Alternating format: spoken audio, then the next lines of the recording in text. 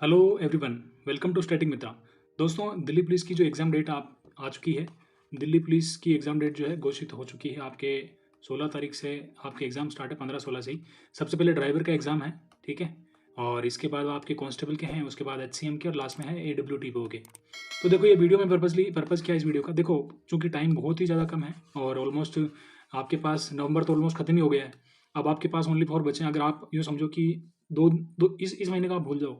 1 से लेकर के 15 जो कांस्टेबल का एग्ज़ाम देंगे वो बच्चे, एग्जीक्यूटिव का एग्ज़ाम देंगे, उनके पास 15 दिन बचे हैं। 15 दिन में ऐसा क्या किया जाए कि अपना जो स्कोर है, जिसका स्कोर बढ़ नहीं पा रहा है या जिसको स्कोर बहुत ही ज़्यादा कम है, वो किस तरह कर सकता है। लास्ट टाइम मैंने जिस तरह एग्ज़ाम क्वालीफाई किया था, उस एग्ज़ाम की स्ट्रेटेजी मैं यहाँ पे आपको बताऊँगा।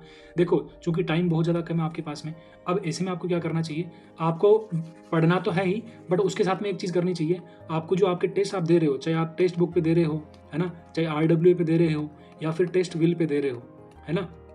या फिर आप कोई भी चैनल वहाँ पे दे रहे हो, तो मेरा इतना सा ही कहना है कि कांस्टेबल एग्जीक्यूटिव के जो पेपर हैं, कांस्टेबल एग्जीक्यूटिव के जो पेपर है, उनको आप दो पेपर डेली देना स्टार्ट करो। आप दिन एक 1 घंटा 30 मिनट का पेपर होता है, आप चाहो तो 3 भी दे सकते हो, बट मिनिमम आप 2-2 पेपर देना डेली देना स्टार्ट करो।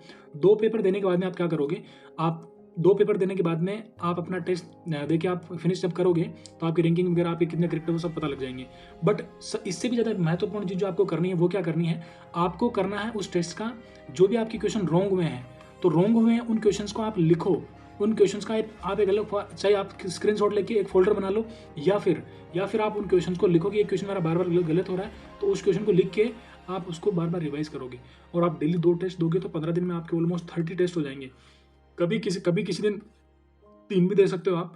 मैं इतना कहूँगा कि आप एटलीस्ट 20 से 25 टेस्ट जब दे लोगे ना, तो आपका कॉन्फिडेंस का लेवल जो होगा ना, वो एक अलग ही लेवल का हो जाएगा। और ये एग्ज़ाम मोस्टली कॉन्फिडेंस का भी है। जब आपका कॉन्फिडेंस अप होगा ना, तो ये एग्ज़ाम आप आराम से क्वालीफाई करोगे, क्योंकि आपका फिज़िकल कितना भी प्रिपेयर्ड हो आप, अगर आपका एग्ज़ाम में अगर आप स्कोर नहीं कर पा रहे हो, तो फिर वो सारी चीज़ें व्यर्थ हो जाती है। तो मेरा कहने का मतलब सिंपल सा इतना ही है कि आपको एग्ज़ाम तो निकालना ही पड़ेगा सबसे पहले। तो एग्ज़ाम निकालने के लिए आपको एक ही तरीका अपनाना है। देखो, जिसके एचसीएम का एग्ज़ाम है या डब्ल्यूटीपीओ का भी है या फिर बाकी अदर एग्ज़ाम्स भी है, तो मैं इतना ही कहूँगा कि आपके जो एग्ज़ाम पहला पड़ रहा है ना? चाहे आपका कांस्टेबल हो, चाहे चूँकि आपको सबका पता ही है कांस्टेबल का पड़ेगा, तो आई थिंक सबसे पहले कांस्टेबल के टेस्ट देके फिनिश कर दो, क्योंकि मोर और लेस सबके सिलेबस सिमिलर है, ठीक है? एचसीएम में आपको इंग्लिश पढ़नी पड़ेगी, आपको एडब्ल्यूटीपी में तो काफ़ी टाइम भी है, उसमें तो आपके पास 40-45 दिन का टाइम मिल रहा है, तो आप साइंस को और गणित का जो एडवांस मैथ है, वो आदमी बाद में पढ़ सकते हो। बट अभी आपको कर क्या लेना है, आपको अपने टेस्ट सारे दे लेने हैं इसके कांस्टेबल के। कांस्टेबल के टेस्ट जब आप सारे दे लोगे ना, तो आपको पता लगेगा कि मेरा स्कोर क्या है, आप कितना स्टैंड कर रहे हो। इसके साथ क्यों करना है? इसके साथ आपको मंथली करंट अफेयर के कंपाइलेशन देखने स्टार्ट कर देने हैं। मंथली करंट अफेयर के जो कंपाइलेशन होते हैं वीडियोज़, आप चाहे परचम पे देखो, चाहे करंट अफेयर अपडेटेड पे देखो, या फिर जो भी channel monthly current affair provide कराते हैं, उनके जो मोस्ट इंपोर्टेंट क्वेश्चंस हैं, उनको सारों को देख लो। करंट अफेयर भी आपका इस तरह तैयार हो जाएगा। स्टैटिक के लिए आप क्या कर सकते हो, स्टैटिक की जो आरडब्ल्यू वाले सर के जो उनके चैनल पे जाके स्टैटिक का जो भी है मटेरियल, आप उसको अगर चाहो तो वहाँ से रिवाइज़ कर सकते हो, या फिर आपने जो भी नोट्स बनाए हैं, वहाँ से रिवाइज़ कर सकते हो, या फिर आप जो टेस्ट दे रहे हो, उन टेस्ट का जो एक्सप्लेनेशन है, वो भी आप वहाँ से पढ़ सकते हो। इस तरह से आपका स्कोर, मैं बता रहा हूँ कि अगर आप इतना कर लोगे ना, आप ये समझ के चलोगे अगर आपने 20 प्लस टेस्ट भी लगा लिए, तो मैं बता रहा हूँ आपका स्कोर जो है, कोई भी आपको, मैं जितनी हो सकती है वही बात करूँगा, फालतू की बात कुछ नहीं करूँगा, कि आप है ना एटलीस्ट फिर भी आप 60 नहीं, 65 प्लस या फिर 70 प्लस नंबर आप आराम से ला सकोगे, मेरी गारंटी है। आप इस तरह करके देखो, आपको डेफिनेटली इससे फ़ायदा मिल जाएगा। देखो, नहीं कितना पढ़ा है, कितना नहीं पढ़ा है, वो समय बिल्कुल भी नहीं है, बट आपके पास जो समय बचा है, वो मान के चलो 15 दिन का ही समय है। इस 15 दिन के समय को बेस्ट यूटिलाइज अगर आपने कर लिया, तो आपके सारे दोस्त, सारे जो आपके बुरा वक्त है, बुरा समय है, वो सारा कट जाएगा। फिजिकल की तैयारी आपको करनी है, तो फिजिकल का मैं सजेशन यहाँ पे एक दे रहा हूँ शुरू पहले लास्ट वीडियो में मैंने बताया, इस वीडियो में फिर से बता रहा हूँ कि फिजिकल की तैयारी भी करनी उतनी ज़रूरी है जितनी एग्जाम की।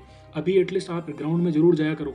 ग्राउंड में जाके वहाँ पे चाहे आप 15 मिनट 20 मिनट एक्सरसाइज करो, या फिर आप एटलीस्ट अगर आपके पास 400-500 मीटर का ग्राउंड है, तो उसके 4-5 चक्कर वैसे डाल के आया करो, क्योंकि जब जितना आपका मेंटल स्टेट हाई रहेगा ना, उतने आपके एग्जाम निकलने के चांसेस भी बढ़ेंगे। तो आपको फिजिकल प्लस एग्जाम दोनों को लेके चलना है। अभी एग्जाम पे ज़्यादा फोकस करना है, बट आप 20% आपकी फिजिकल एक्टिविटीज़ पे भी ध्यान दो, क्योंकि बहुत ज़्यादा जरूरी है। जब आप फिजिकल एक्टिविटी करोगे ना, तो एग्जाम निकालने के लिए आपकी जो जिजीविषा है, जो जिज्ञासा है, जो मोटिवेशन है ना, बहुत ज़्यादा बढ़ जाएगा।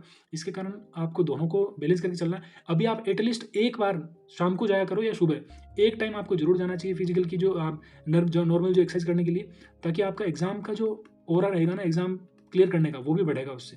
तो ये मेरा लास्ट मैसेज है। आई होप आपको समझ में आ गया होगा कि मैं क्या कहना चाह रहा हूँ। एग्जाम पास करना फिर फिजिकल, अगर आप ऐसे दोनों को साथ लेके चलोगे तो आप लास्ट फाइनल जो मेरिट लिस्ट आती है उसमें आपका नाम होगा। I hope you all the best. Thank you very much. आपको और भी कोई कंसर्न आपका है, डाउट है, चिंता, समस्या, तो आप उसको कमेंट में डालो, उसका मैं समाधान आपके पास लेके आऊँगा। Thank you so much and have patience. And Prabhu Shri Ram का नाम लेके, आपका जो भी ईश्वर, जो भी गॉड आपके आप मानते हो, उनको लेके आप तैयारी करो। ये आपका जो है एग्जाम का शेड्यूल है, मैं आपको यहाँ पे दिखा रहा हूँ। And wish you all the best. We will meet in next video. Thank you so much.